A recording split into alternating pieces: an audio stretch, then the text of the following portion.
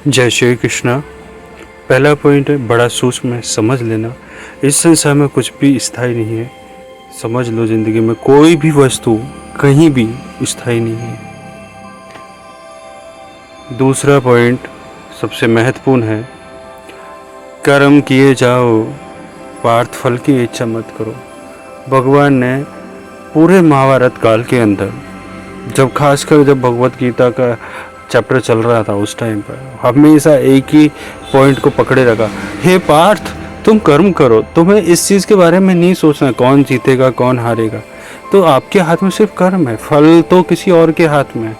क्योंकि ये बिल्कुल डिफरेंट चीज़ है कि आप सिर्फ कर सकते हो ना, आप उस चीज़ को करने का अगर अधिकार है आपके पास, लेकिन उसका कितना आउटपुट मिलेगा, उसका जो फल कितना होगा वो आपके अधिकार में नहीं है। ये परमात्मा पहले ही कह चुके हैं।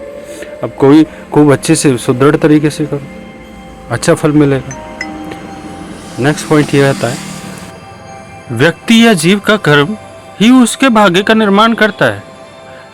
कर्म और भाग्य, भाग्य बहुत सूक्ष्म टर्म है, इसको समझो। जिस तरह हम किसी 1 किलो के बाट से अलग अलग वस्तु तोल सकते हैं ना, 1 किलो चीनी भी तोल सकते हैं, चावल भी तोल सकते हैं, 1 किलो बूरा तोल सकते हैं, 1 किलो गुड़ तोल सकते हैं, लेकिन उनकी क्वांटिटी 1 किलो ही रहेगी, अलग नहीं हो सकती। ठीक है, वो ऐसा नहीं कि डिफरेंट हो जाएगा। सेम उसी तरह आप जैसा कर्म करोगे वैसा ही तो फल मिल सकता है, वैसा ही आपका भाग्य बन सकता है। जितना आपने कर्म किया है सिर्फ उतना ही मिल सकता है आपको, उससे फालतू नहीं मिल सकता। ठीक है, यही सिर्फ भाग्य का डेफिनेशन हो सकता है, क्योंकि भाग्य क्या है, कोई इंडिविजुअल टर्म तो है नहीं, आपके कर्म से ही इसको बनाया गया है। जैसा आपने खुद डेवलप किया है, जितना आपने लिया है उतना ही आपको रिवर्ट आएगा। नेक्स्ट पॉइंट, जीवन में कभी भी किसी से अपनी तुलना मत कीजिए, आप जैसे हैं वैसे ही सर्वश्रेष्ठ हैं। अच्छा, आज अर्जुन तो किसी से अपनी तुलना कर रहा होता तो क्या वो सबसे बड़ा धनुर्धर होता? हाँ, किसी से प्रतिस्पर्धा होना अलग चीज़ है, तुलना करना बहुत डिफरेंट चीज़ है। अच्छा, घी की तुलना अगर हम पानी से करें तो क्या ये जायज़ होगी? नहीं। घी अपनी जगह पे बेस्ट है, पानी अपनी जगह पर बेस्ट है। घी, अब कोई कहे घी बहुत महत्वपूर्ण है, क्यों महत्वपूर्ण है भाई? वो 1000 रुपये किलो बिकता है। अच्छा, पानी 20 रुपये लीटर मिल जाता है। नहीं। क्या एक बात बताओ मुझे, आपको प्यास लगी, आपको कोई घी पकड़ा है, आप पी सकते हो? नहीं ना, नहीं पी सकते ना, क्योंकि प्यास को कौन बुझा सकता है? सिर्फ पानी बुझा सकता है प्यास को। तो वहां पर आपको 20 लीटर वाली बोतल की ही आवश्यकता पड़ेगी, 1000 लीटर वाले घी की नहीं।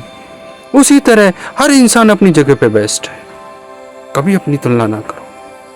अगला, जो अपने मन पर नियंत्रण नहीं रखता वो धीरे धीरे धीरे सने सने खत्म हो जाता है।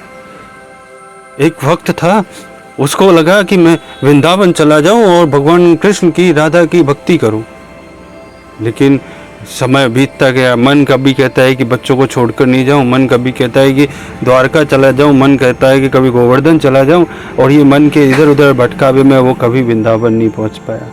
जब अंतिम पल आए तो सबसे बोलता है कि मुझे वृंदावन ले चलो, लेकिन वृंदावन चाहे कैसे इंसान, क्योंकि मन उस पर काबू नहीं है।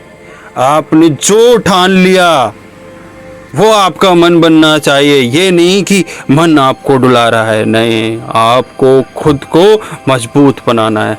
वो कैसे बनेगा? निरंतर अभ्यास से।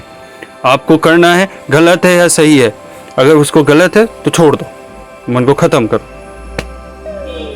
सबसे महत्वपूर्ण जो इस पॉइंट को मैंने रखा था आज, वो ये है, मनुष्य अपने विश्वास से निर्मित होता है। जैसा वो विश्वास करता है वैसा बन जाता है। 99.99% केस में मैं आपको बताता हूँ, हर आदमी फेल होता है, कहीं ना कहीं फेल होता है। कुछ लोग उस फेलियर को पकड़ के बैठते हैं और जिंदगी भर रोना रोते हैं कि मैं तो फेलियर हूँ, मैं तो फेलियर हूँ, मैं तो फेलियर हूँ, और वो हमेशा ही फेलियर हो जाते हैं।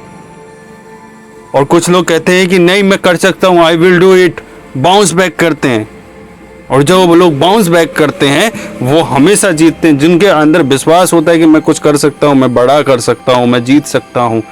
जो जैसा चाहता है प्रकृति उसको वैसा ही रिवर्ट करती है, अलग से कुछ नहीं है, सब कुछ डिफाइन है।